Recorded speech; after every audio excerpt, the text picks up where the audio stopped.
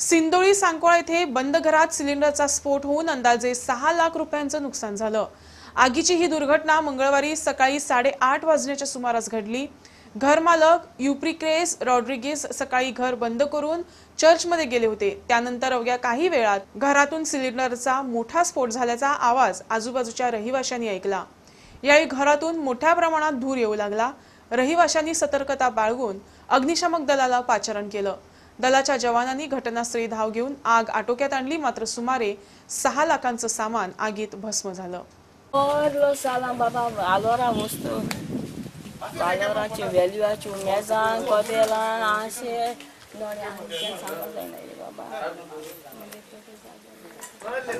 Cylinder उज लागलं म्हणला घरात।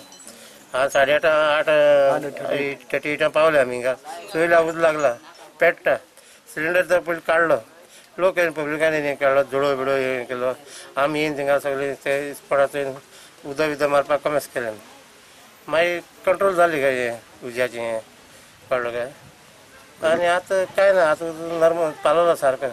लॉस जातलें 5 लाख जातलें। घरा आसा तेंगेलें घराचें फर्निचर हें तें सगळें काय। आनी ती जाणटी बायल बाडी एकटीच, ती काय कळना कितली आपणाक अंदाज जाता।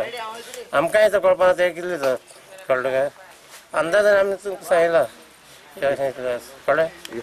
हें अबावट 8:30 जेन्ना म्हाका म्हज्या फ्रेंडान फोन केलो अशें जालें म्हणून पावलो, हांव काडून जाप करून येयलो। तेन्ना फायर ब्रिगेड म्हज्यान पयलीं पावली। म्हाका दिसता ती जाणटी वुमन सिनियर सिटीजन, ती हेल्प कोणाचो ना तरी आसतना जे गांवच्या लोकांनी येवन तिका भरपूर हेल्प केलो। आनी म्हाका दिसता तेजें भरपूर डॅमेज जाला। डॅमेज म्हणल्यार ती सांगपाक देखून भिता, ती जाणटी मनीस म्हणून हांवूय सांगपाक शकना अदमास कितलो जातलो तो।